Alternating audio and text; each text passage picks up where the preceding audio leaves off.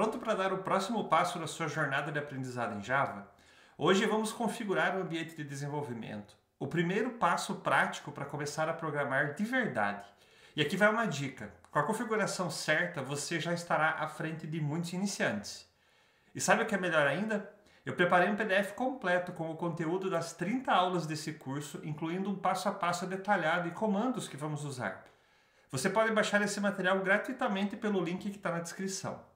Não perca essa oportunidade de ter um guia exclusivo para acompanhar cada aula e revisar sempre que precisar. Ah, e um spoiler! Com o ambiente configurado, você estará pronto para criar seu primeiro programa em Java já na próxima aula. Quer transformar sua vontade de aprender em prática?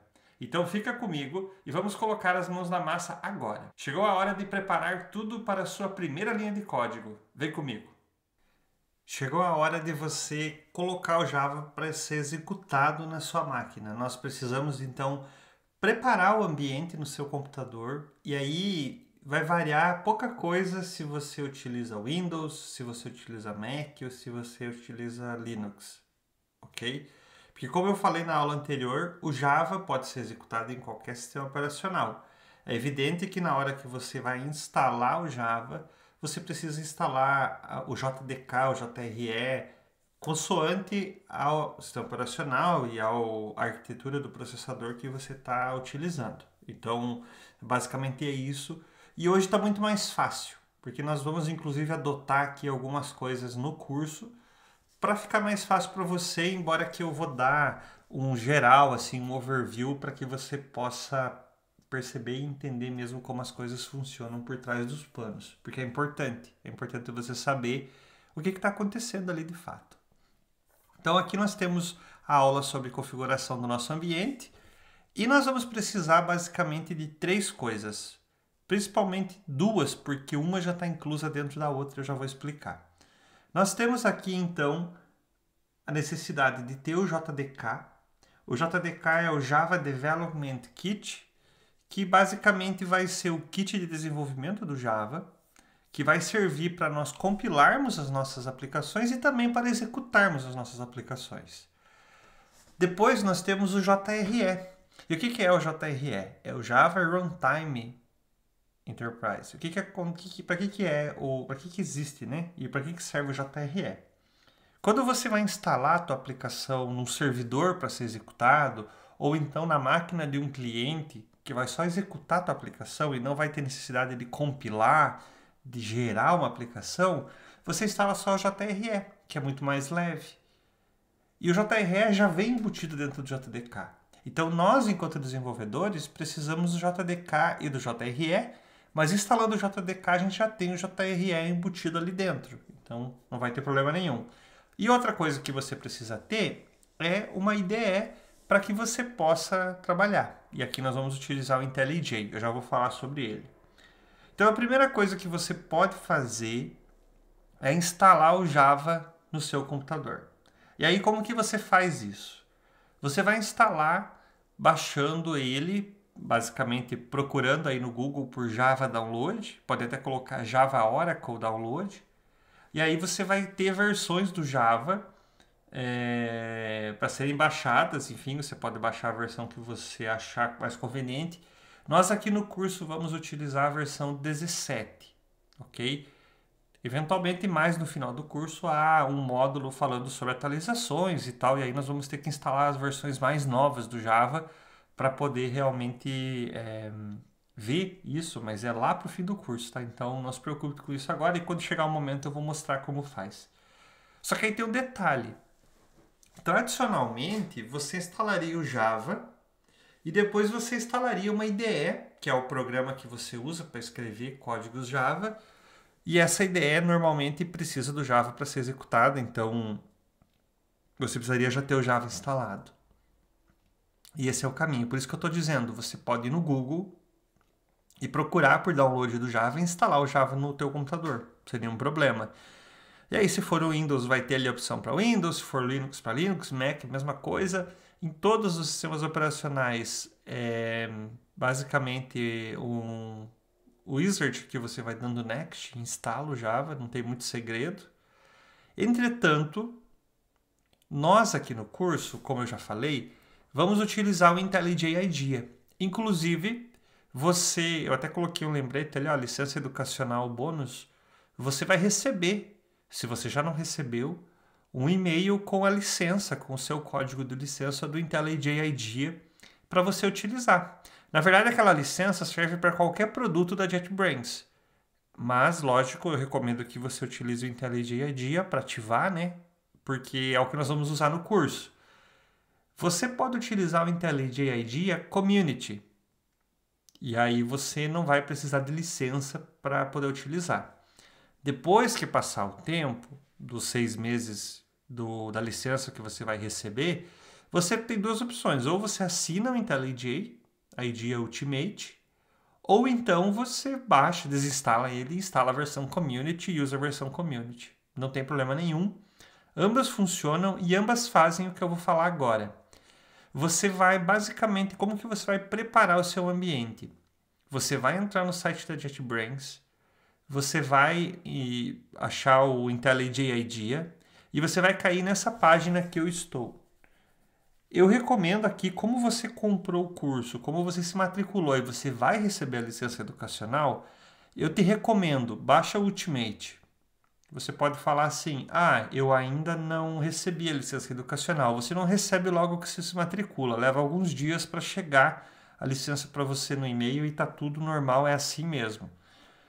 Mas você pode já instalar o IntelliJ IDEA Ultimate e na hora que você vai entrar nele, você coloca lá para fazer o teste de 30 dias. E então, de passar desses 30 dias, você vai poder ativar a licença educacional e você ganha quase um mês a mais, né? Por que eu digo quase um mês a mais? Você tem que cuidar porque o código de ativação também tem uma data de validade. Então, se você deixar para ativar depois daquela data que está no PDF, você não vai mais conseguir ativar. Então, presta atenção nisso. E aí o que você vai fazer é basicamente baixar, e isso é um executável do teu sistema operacional. Se for no Linux é um shell script, se for no Windows é um executável, no Mac também é um instalador normal do Mac. Você vai baixar, você vai executar e você vai avançar e concluir e você vai ter o IntelliJ instalado. Quando você abrir o IntelliJ, internamente dentro do IntelliJ você pode fazer o download das versões do Java que você bem entender. E o próprio IntelliJ pode gerenciar para você uma versão do Java específica para um determinado projeto, outra versão para outra, e vai por mim. Isso é muito conveniente. Por quê? Porque muitas vezes a gente vai ter dentro da mesma empresa, do mesmo grupo de empresas, os mesmos projetos que a gente trabalha, projetos usando uma versão do Java, outros projetos usam outra versão do Java, e está tudo bem com relação a isso, mas é importante que você use para cada um a sua específica versão. E aí, continuando falando um pouco sobre o IntelliJ, depois que você instala ele, você vai ter ali, vai abrir ele, e aí vai ter lá os projetos e tal, e entre as opções que tem é criar um novo projeto. Basicamente você vai abrir uma tela parecida com essa, e nós vamos fazer isso logo em seguida, onde você vai poder colocar aqui o nome do projeto que você quer. Se você quer que ele crie já um Git, um repositório Git, para você versionar ou não o teu projeto. Depois você pode escolher o sistema de build do teu projeto, que pode ser Maven, Gradle ou um sistema interno da própria IntelliJ, da JetBrains. E aqui você vai dizer qual é o JDK, ou seja, qual é a versão do Java que você quer instalar. Aliás, que você quer usar para esse projeto. E aqui, se você não tem nenhuma opção, vai ter aqui a opção para fazer o download. Ok? Além disso, o IntelliJ já dá a opção aqui de adicionar um código de exemplo e pode colocar aqui ainda para gerar com dicas de onboarding e tudo mais. Depois tem uma série de configurações avançadas e aqui a gente tem outras opções, quer dizer, eu posso criar um projeto Java, eu posso com a JetBrains criar um Kotlin, projeto Kotlin. Não sei se você sabe, mas o Kotlin foi criado pela JetBrains, inclusive. Poderia criar um projeto Groove, eu poderia criar um projeto empty, sem nenhuma linguagem de programação específica. Né? E embaixo aqui existe uma série de generators que podem ser úteis. E esses generators, a maior parte deles só existe na versão Ultimate. Por exemplo, aqui você pode criar uma aplicação Spring Boot. E essa aplicação Spring Boot só pode ser utilizada, essa opção aqui só tem no Ultimate, ok? Alguns facilitadores que vocês vão perceber que há na versão do IntelliJ Ultimate.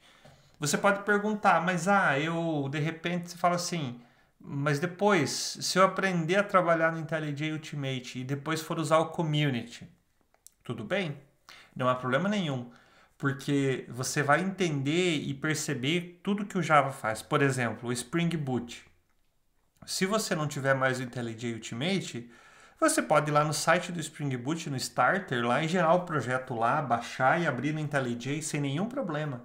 Então tem muitas coisas que rodam aqui internamente no IntelliJ que você pode fazer por fora as configurações e depois eu vou mostrar exemplos disso também.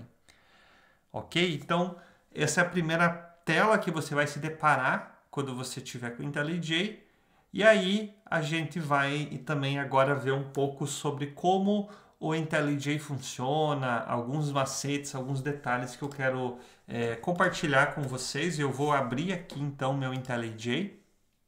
Eu utilizo aqui macOS, tenho um MacBook, mas, como eu falei, não muda muito de uma versão para outra, tá bom? Eu vou compartilhar a tela aqui e você vai ver que então aqui nós, quando carregamos o IntelliJ, ele dá aqui algumas opções e nós temos aqui então New Project, que a gente pode criar um projeto novo, você poderia fazer isso. Eu vou criar um projeto Java. Vou colocar aqui Exploring IntelliJ e eu vou criar um projeto do tipo Maven. Aqui já vai a primeira dica. E eu recomendo que você crie ou Maven ou Gradle, mas que você não utilize o tipo de build do sistema do IntelliJ propriamente dito. Por quê? Eu lembro quando eu trabalhava numa equipe e nós não utilizávamos, na época a gente utilizava NetBeans. E todas as dependências, todas as bibliotecas que nós utilizávamos, a gente utilizava uma estrutura de projetos do próprio NetBeans, da própria IDE. E aí a gente precisava cuidar que todos os desenvolvedores salvassem os projetos na mesma pasta, com o mesmo nome, com o mesmo caminho, tudo certinho. Tinha que copiar. Um desenvolvedor colocava uma biblioteca nova no projeto, tinha que ir lá copiar daquele desenvolvedor, colocar na pasta dos outros. Isso era uma grande confusão. Com a chegada de outros desenvolvedores na época, a gente foi atrás de alguma solução que pudesse resolver essa questão de dependências, de bibliotecas, e nós descobrimos então o Maven. E o Maven basicamente faz toda a parte de gestão da biblioteca por você. E aí, independente de onde você... Na verdade, você não se preocupa onde está salva a dependência. Você só diz que o teu projeto depende daquela biblioteca e pronto. Ela já vai estar disponível para o teu projeto usar. Se não tiver, o próprio Maven baixa e deixa disponível na sua máquina. Tá? Então, basicamente, eu diria para você utilizar o Maven ou o Gradle. Aqui o que muda é que o Maven vai ter que criar um arquivo .xml. E o Gradle pode ser um formato Kotlin ou Groove, mas vai ser basicamente um arquivo onde você vai informar as especificações das bibliotecas que você quer utilizar no seu projeto. Eu vou colocar para facilitar aqui também um código de exemplo e vou pedir para gerar com dicas de onboarding. E aqui no JDK, como você pode ver, eu posso clicar aqui e ele vai mostrar para mim as versões do Java que já estão registradas no IntelliJ. E você pode vir aqui, por exemplo, em Download JDK e escolher uma versão que você queira. Vamos dizer a versão 17, que eu disse que é a versão que nós vamos utilizar. E aí há várias distribuições. Existem várias empresas que fazem a distribuição do Java na versão 17. Nós vamos utilizar a Amazon Correto, tá? E aí eu clico em Select e eu vou clicar em Create. Então ele vai criar o projeto para mim e basicamente vai baixar aqui a versão do Java para que eu possa usar nesse projeto. Enquanto baixa aqui a versão do Java, eu quero mostrar para vocês aí algumas coisas a respeito da estrutura do IntelliJ, para que vocês que não estão acostumados possam se habituar um pouco mais a ele. Lembrando que isso, as posições das coisas e tal, pode variar um pouco consoante a sistema operacional que você usa, tá? Então, algumas coisas podem ser diferentes. Aqui nós temos, então, o nosso projeto aberto. O IntelliJ, ele tem uma característica. Ele não permite que você abra numa mesma janela mais de um projeto.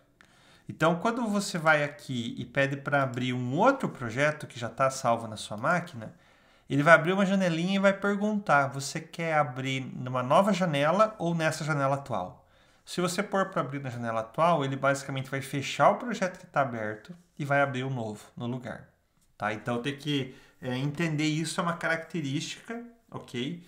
E funciona bem se você for abrir uma nova janela e tiver vários IntelliJ rodando, cada um com um projeto. Eu faço isso direto e funciona super bem, não tem problema nenhum. Quando nós olhamos aqui, a gente vai perceber que nós temos, então, aqui em cima logo questões de Git ou de qualquer sistema de versionamento que você utilize. Né? Em geral, a gente utiliza Git mesmo, mas poderia ser SVN, por exemplo.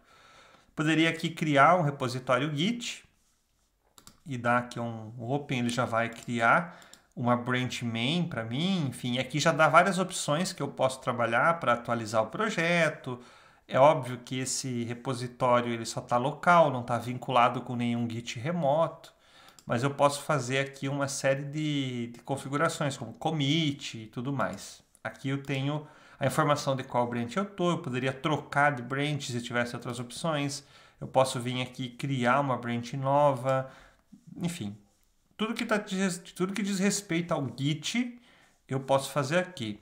O Update Project é para fazer um pull, ou seja, para puxar as informações do servidor remoto do Git. O Commit é para persistir as informações, o Push é para enviar as informações para o servidor remoto. Aqui eu tenho um Fetch, que é basicamente para puxar a atualização de branches que pode ter existido no servidor remoto e tudo mais. Então aqui é toda a parte de Git.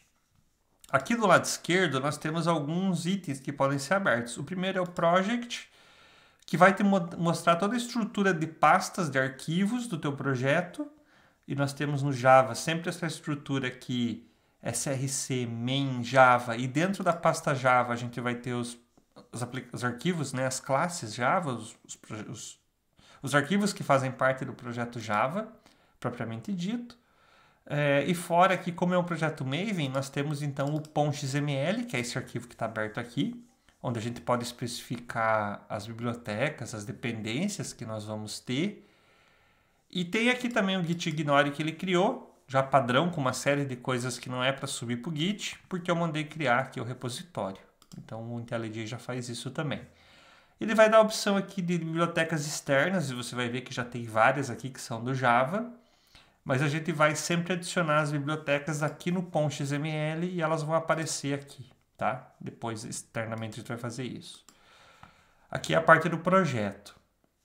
Eu posso também navegar de acordo com o que eu quiser aqui. Posso ir abrindo os pacotes, as pastas, e simplesmente clico 2 vezes e já tenho acesso ao código daquele arquivo em específico.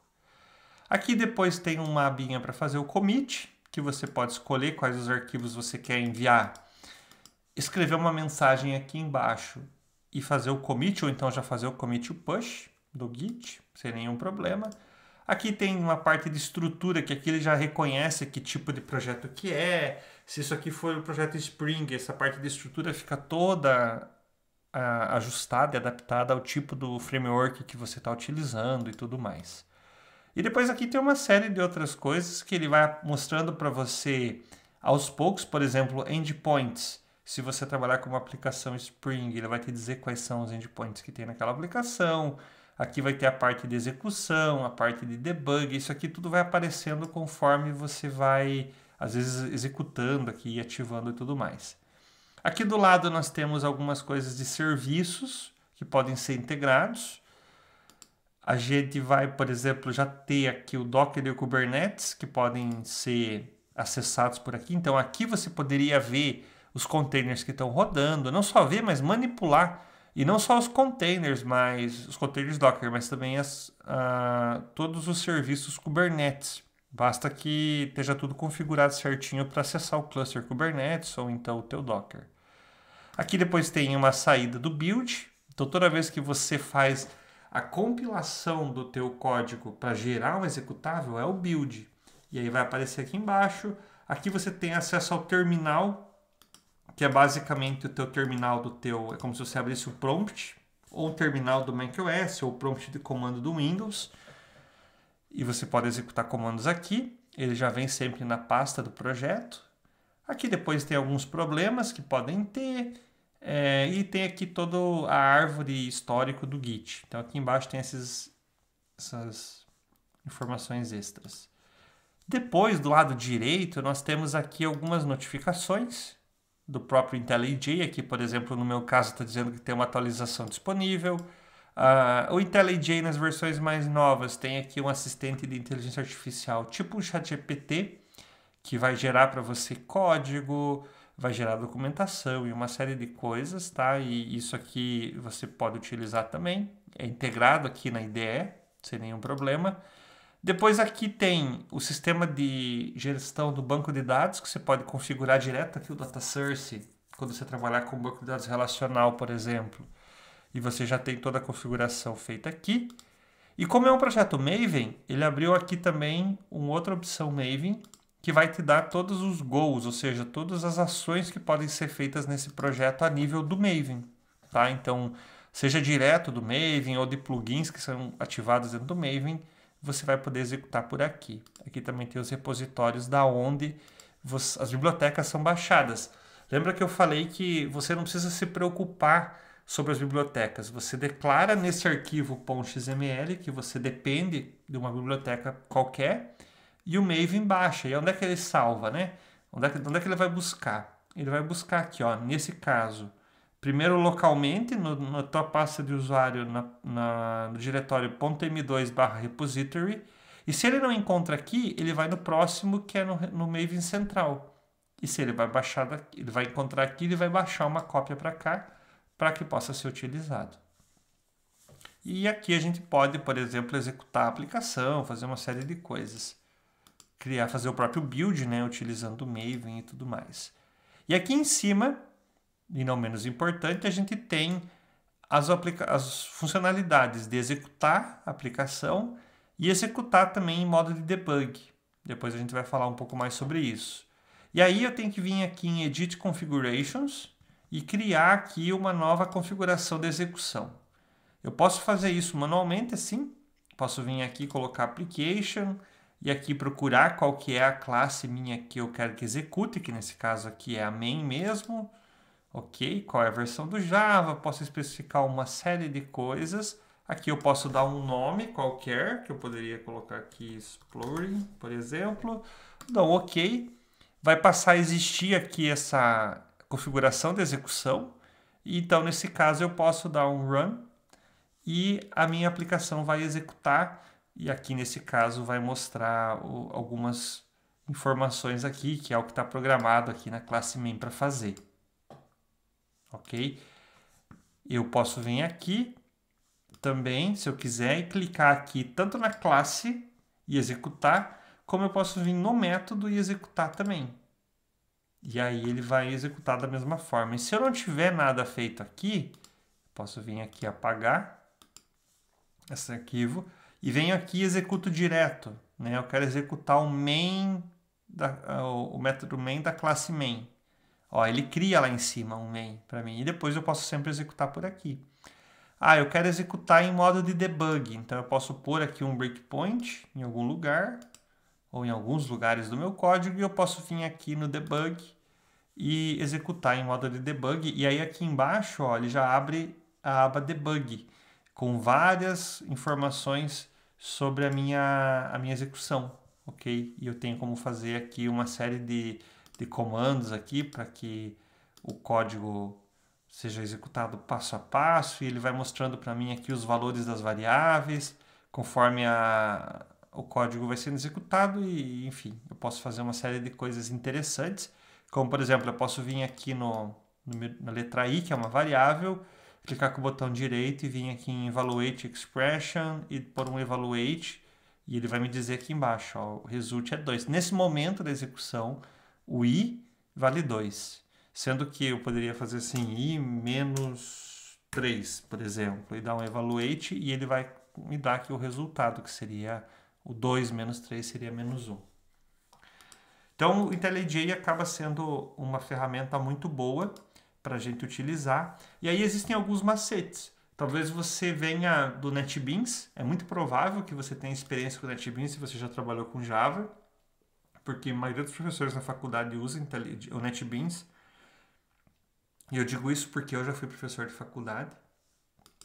E eu trabalhei muito tempo com NetBeans, mesmo depois profissionalmente. Eu trabalho com IntelliJ não faz tanto tempo assim. E eu tinha uma série de teclas de atalho que eu já sabia decor do NetBeans. E aí a gente pode, nesse caso, ter uma vantagem. Se você vier aqui em Settings do IntelliJ e for aqui em Keymap, você vai ver que aqui no Keymap você pode personalizar suas teclas de atalho, mas você pode também, por exemplo, dizer eu quero que as teclas de atalho sejam as mesmas do NetBeans. E a partir desse momento, toda e qualquer tecla de atalho que você clicava no NetBeans, pressionava no NetBeans para fazer alguma coisa, aqui vai funcionar da mesma forma. Então, por exemplo, Ctrl Shift O, aqui no meu caso eu preciso voltar, deixa eu ajeitar aqui, porque no meu caso está certo já no macOS. E eu acho que no NetBeans já nem era, porque agora eu já uso o macOS. Mas, por exemplo, existe um conjunto de teclas que eu posso colocar aqui e depois eu escrevo o nome de um arquivo, ele me dá as opções no projeto de arquivos que tem, com aquele nome. Eu escolho aqui que arquivo que eu quero e dou um Enter e eu já vou para o arquivo. Eu posso dar um outro comando aqui para procurar em arquivos, então eu poderia ter assim um alt ponto e ele vai me dar aqui quais são os lugares nos códigos que tem esse trecho de informação e assim por diante. Tem uma série de coisas que eu posso fazer para navegar e para poder me movimentar dentro do código e dessa forma ter realmente facilidades. Eu também posso ver aqui deixa eu me lembrar que aonde existe um lugar aqui, Navigation Bar in Status. Ok, aqui é essa Navigation Bar, ela basicamente é essa barra aqui embaixo, que você pode ir navegando também. Então, eu quero ir na classe main, eu quero ir no example. Se eu tiver, né, uma classe dentro da outra, ele vai mostrando as coisas. Existe um...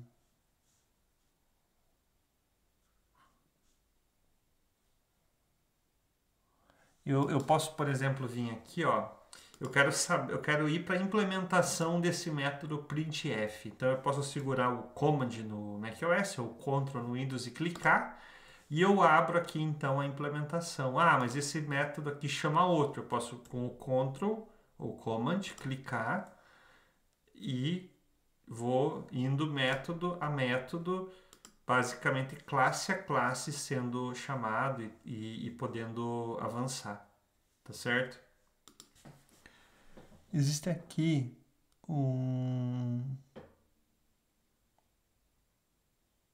deixa eu ver se eu me lembro.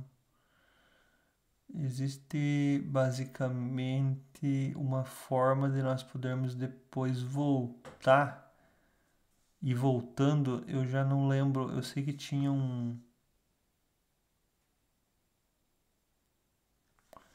opção aqui que a gente poderia utilizar para fazer esse, por exemplo, para eu voltar para trás, né, da onde eu vim aqui na navegação.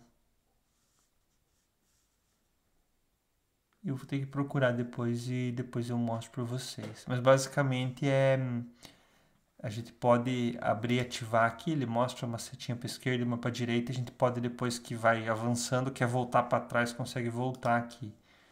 É basicamente isso que é possível fazer. E é isso. Aqui a gente consegue então utilizar essa ferramenta. Basicamente tudo que nós vamos precisar fazer vai ser feito dentro do IntelliJ e depois, claro, a gente vai gerar a aplicação, vai gerar os arquivos compilados e depois vai poder colocar isso nos lugares. Mas é isso. Você tendo o IntelliJ instalado nessa aula é o que é suficiente para que você possa realmente olhar e entender e seguir nas próximas aulas, daí implementando realmente código, porque na próxima aula a gente já vai fazer então o nosso primeiro código Java, já vamos fazer ele ser executável e tudo mais. Então, o que eu deixo de exercício para vocês fazerem aqui nessa aula é instalar o IntelliJ e fazer essa exploração, como eu mostrei aqui, olhar todos os recursos, criar um projeto novo, explorar, navegar, ver as configurações que tem disponíveis, ver todas as opções do menu, vai dando uma explorada e uma olhada nisso, e na próxima aula, então, a gente vai utilizar ele para criar já o nosso primeiro projeto Java. Eu fico por aqui, obrigado por ter assistido essa aula e até a próxima aula.